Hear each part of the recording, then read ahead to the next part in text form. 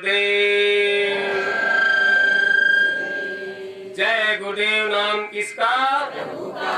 जय गुरुदेव नाम किसका? प्रभु का। जय गुरुदेव नाम किसका? प्रभु का। प्रभु का पावन नाम, भव सागर से पार करने वाला नाम, कलयुग में सिद्ध किया हुआ नाम,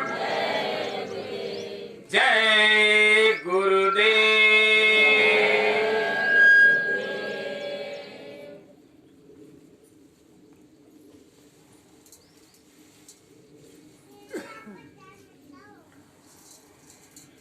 आज के दिन हम सब बड़े भाग्यशाली हैं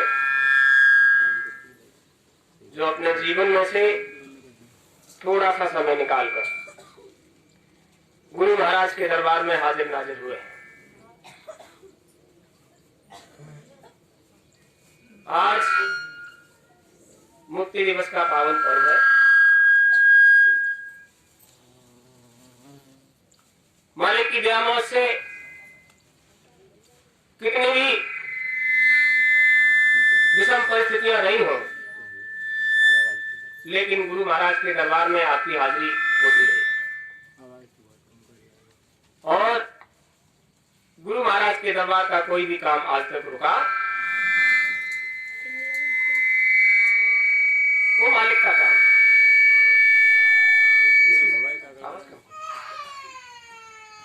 जो मालिक का काम है वो कभी नहीं रुकता। तो हम आप सब यदि अपने आप को मालिक को समर्पित कर दें तो गुरु महाराज कहा करते थे, संगत की सेवा ही हमारी सेवा है। आज सबने गुरु महाराज की पूजा किया और आप सबकी भी पूजा हुई, क्योंकि गुरु महाराज कहा करते थे संगत की सेवा ही हमारी सेवा है। तो उनके कहने का अभिप्राय क्या था, मतलब क्या था, ये नहीं जान पाए आप। गुरु महाराज का मतलब है जो जीव हमको हर पल याद करता है उसके अंदर हम हर वक्त विराजमान रहते हैं।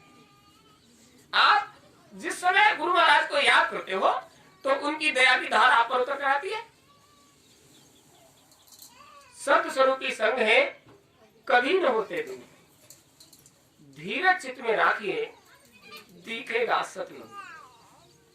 गुरु महाराज जी कहा करते थे, आप कितना भी अच्छा बोलने का प्रयास करो, लेकिन जो बात गुरु महाराज बताकर गए हैं उसके आगे आप जा ही नहीं सकते, क्योंकि उसके आगे जाने का कोई रास्ता ही नहीं। तो गुरु महाराज ने जो आपको बता दिया वही सबसे आगे का है, बाकी सब पीछे का है।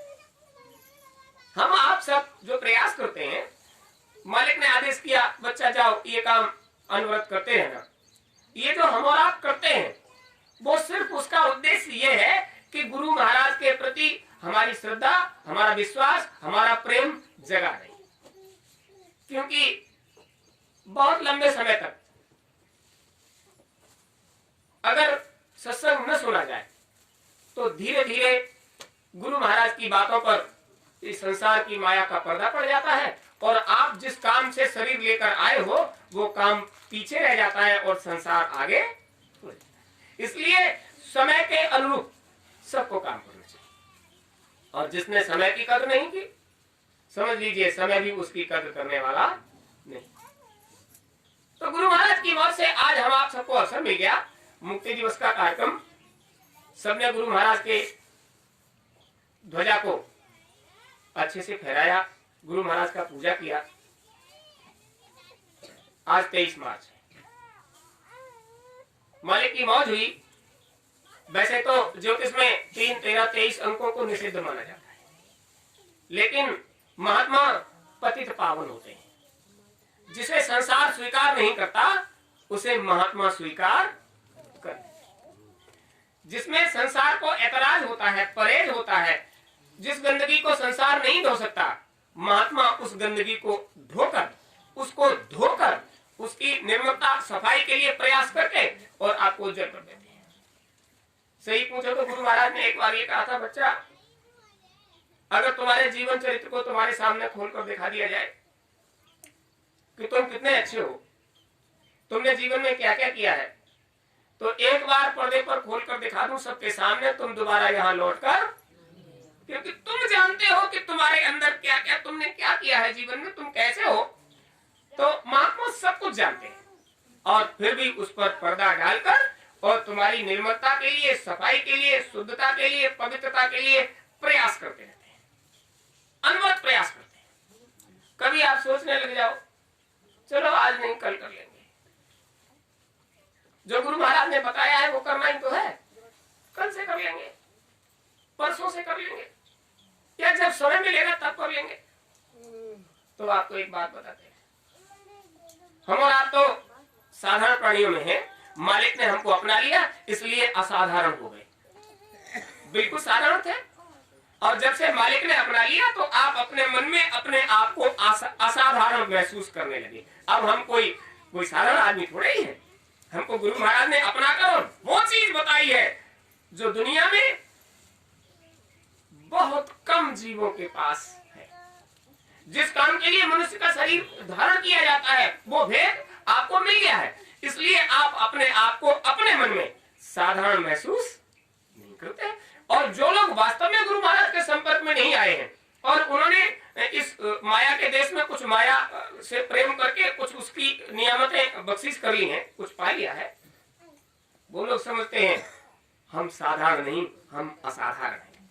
तो याद रहे, गुरु महाराज ने जो दौलत आपको बख्शिश कर दी है वो दौलत तो आपको न यहाँ खर्च होने वाली है न वहां खर्च होने वाली है। इतना ज्यादा है कि आप कितना भी खर्च करो वो कभी खर्च होने वाली नहीं है। और संसार की माया, संसार की दौलत कितनी भी इकट्ठी कर लो और जैसे ही तुम्हारी श्वासों की पूंजी खत्म हुई, समझ लीजिए ये संसार ही तुम्हारे लिए खत्म हो गया।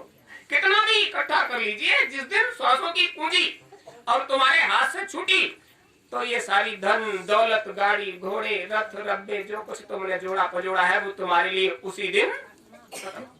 और मालिक का दिया धन यदि उस पर अनवरत आप चलते रहे हो, यदि आपके अंदर मालिक का नाम जगा हुआ है, नाम जगा हुआ है, अभी आपका नाम जो संसार में जग गया है ना, तो आप सोचते हो कि हमारा नाम जो जग गया है वो नीचा नहीं होना चाहिए। हमारे नाम से जो भी हमारे पास आए वो हमारे नाम की प्रशंसा करे, जहां भी जाए वहां हमारे नाम की शोहरत हो। यही काल माया का मामला है कि आप अपने नाम की शोहरत चाहते हो और जो शोहरत वाला नाम है उसकी पकड़, उसको समझना नहीं चाहते, उसके लिए प्रयास नहीं करते। तो आप समझ लीजिए तुम्हारा नाम तो एक न एक दिन इस संसार में सो ही जाएगा।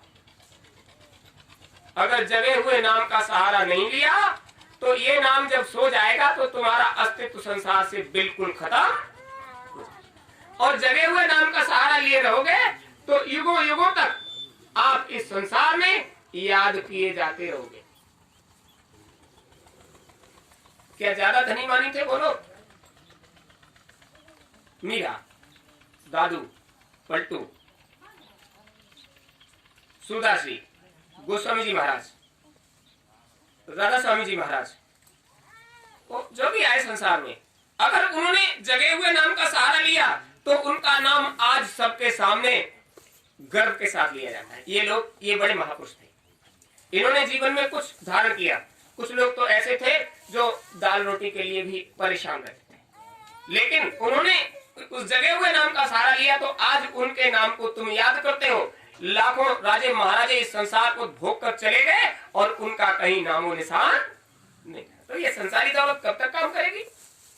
हाँ, इतना जरूर है, आप समझ लीजिए, हम और आप संसार में हैं तो ये मत सोच लीजिए कि अब हमारा कोई क्या कर सकता है।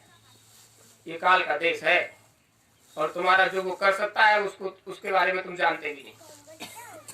संसार में हम जो कुछ भी भोग रहे हैं वो हमारा कर ही रहा है। हम जैसा चाहते हैं वैसा नहीं होता, हम जैसा चाहते हैं उस तरह के सारे क्रियाकलाप नहीं हो पा रहे हैं, तो इसका मतलब है कि वो तुम्हारे साथ कर ही रहा है। जो तुमने प्रारब्ध में बोल लिया है वो तुम्हें भोगने को मिल रहा है। हम खूब चाहते हैं कि ऐसा कर ले वैसा कर ले, नहीं हो पाता। इसका मतलब क्या है इसका मतलब यह है कि वो जैसा चाहता है वैसा होता है, हमारे करने से कुछ भी। ये बिल्कुल सही बात है। आप अपना अंतःकरण मालिक को समर्पित कर दीजिए, फिर काल और माया से कह दीजिए कि जो तुम्हारी मर्जी हो करो, हम तो दयाल को समर्पित हो गए, फिर जो तुम करना चाहोगे वो होगा, वो जो करना चाहेगा वो।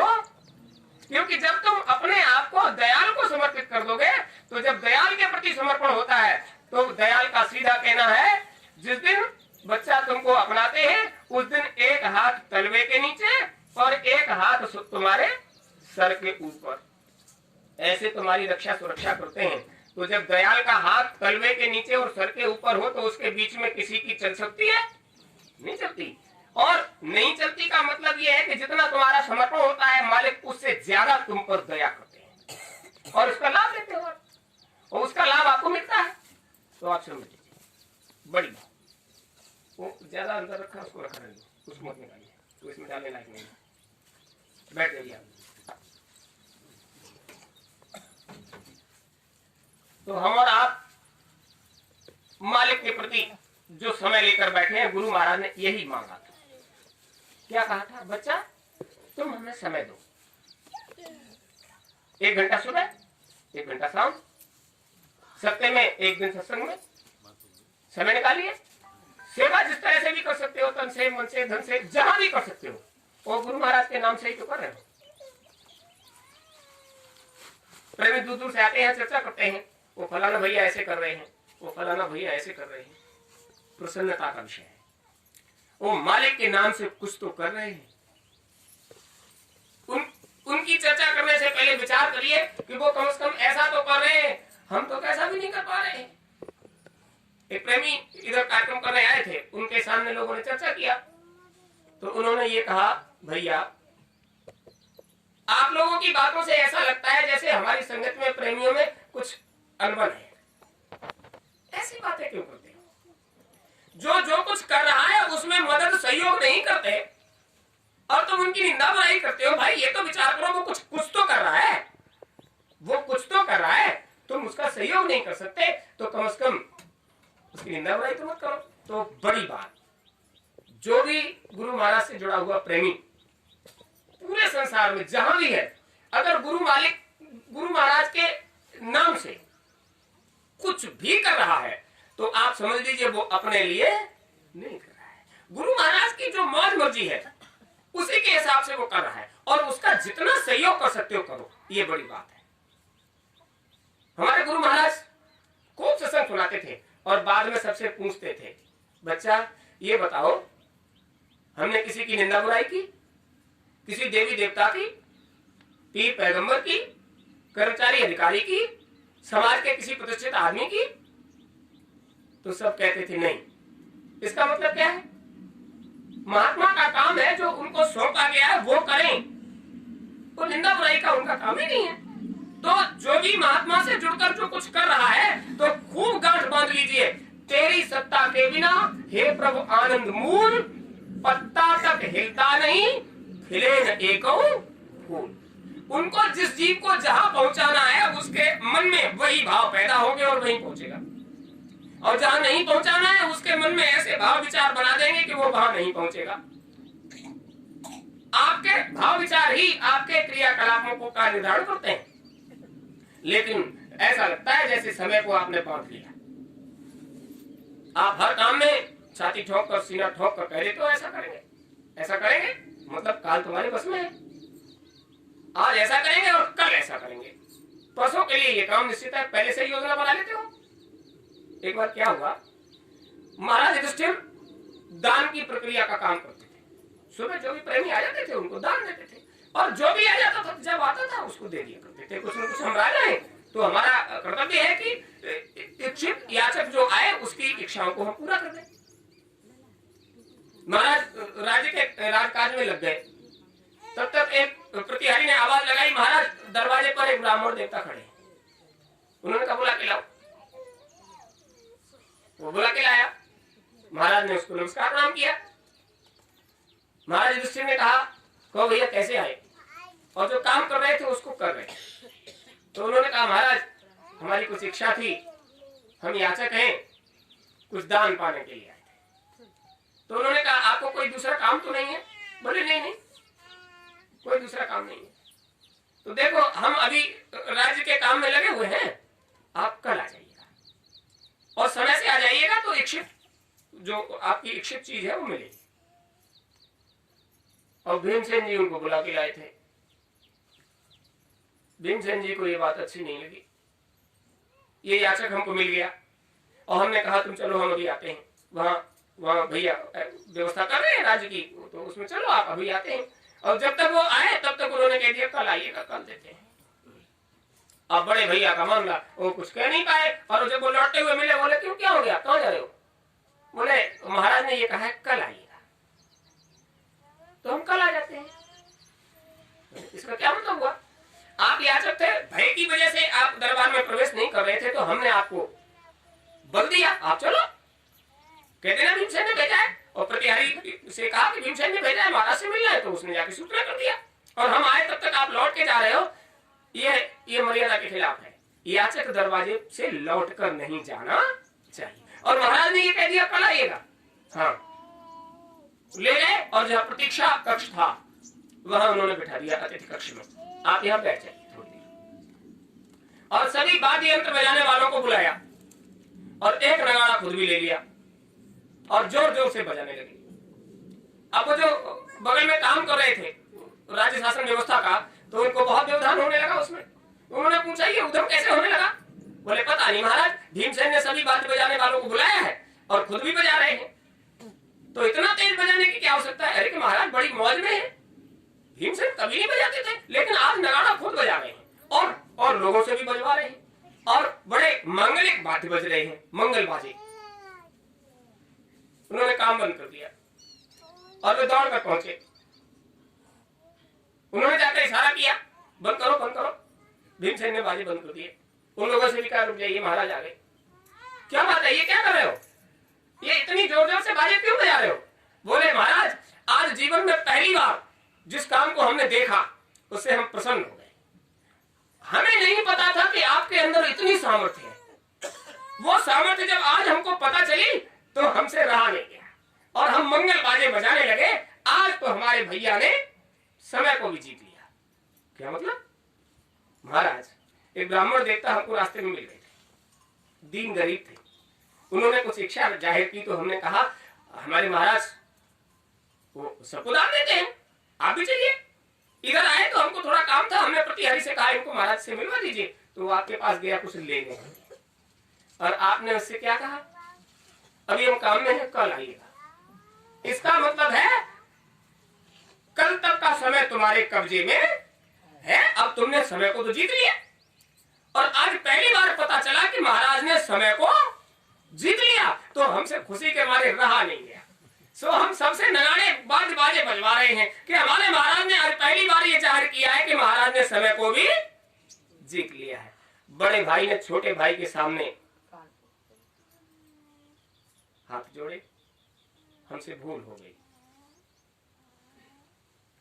काल के देश में और उस पर विजय पाना एक साधारण महाराज को ये उनके बस की बात नहीं है। हमने काल को नहीं जीता है, तो महाराज काल को नहीं जीता है तो इसको तुमने वापस कैसे कर दिया? हम तो समझ रहे थे तुमने काल को जीत लिया है। उन्होंने ब्राह्मण देवता का चरण स्पर्श किया। महाराज हम राजकाज में ये भूल गए कि समय हमारे बस में नहीं है और हमने आपको टाल दिया। इस बीच में अगर शरीर छूट जाता और आप भी शरीर छोड़कर वहां आते और आप सामने आकर खड़े हो जाते तो हम क्या जवाब देते? क्योंकि हमने आपको भरोसा दिया, आपको विश्वास दिलाया कि आप कल आइएगा, और कल तो कभी आती नहीं है और हमने आपको कल पर टाल दिया। अभी चलिए हमारे साथ, हम आपको इच्छित दान देते हैं। तो आप समझ लीजिए, काल करे सो आज कर, आज करे सो अब, पल में परले होएगी, बहुर करे वो कब।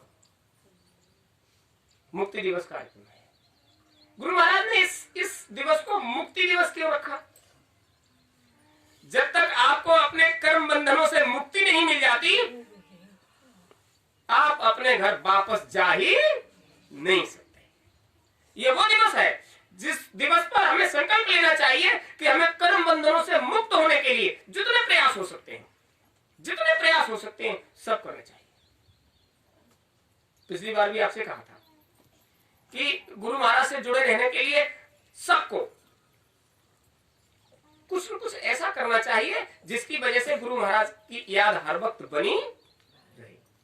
और उसमें एक बात और बताई थी, गुरु महाराज हमारे सफेद वस्त्र धारण करते हैं, तो आप लोग चुन्नी चादर गमछा वमछा सभी रखते हो, इसको सफेद रखिए। ये सफेद वस्त्र जब आपकी नजर में आएगा तो आप तुरंत समझ जाओगे हमारे मालिक सफेद वस्त्र धारण करते हैं और वही वस्त्र हमने धारण कर लिया है। इसका मतलब हमें मालिक के इशारों पर ही चलना चाहिए, मालिक जैसा चाहते हैं वैसे ही हमको व्यवहार करना।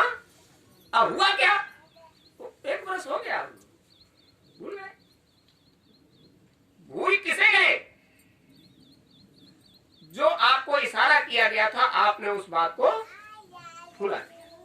तो आप याद रहे, जिस बात को आप भुला देते हो वो बात आपको हमेशा नुकसान पहुंचाती है। गुरु महाराज ने कहा था कि छोटी मोटी बातें हैं, सेवा सत्संग साधना ये तुम्हारा अब कर्तव्य बन गया है, तुम्हारा धर्म बन गया है। सेवा सत्संग साधना ये तुम्हारा धर्म बन गया है, बस यही धर्म है। ये हिंदू मुस्लिम सिख ईसाई जैन पारसी बौद्ध ये धर्म नहीं है, ये तो संप्रदाय है। उस संप्रदाय में जीवन जीने की कलाएं बताई जाती हैं, आप ऐसे जियो, आप ऐसे जियो, आप ऐसे जियो, और आपकी मर्जी ऐसे मत जियो तो कोई रोकता है।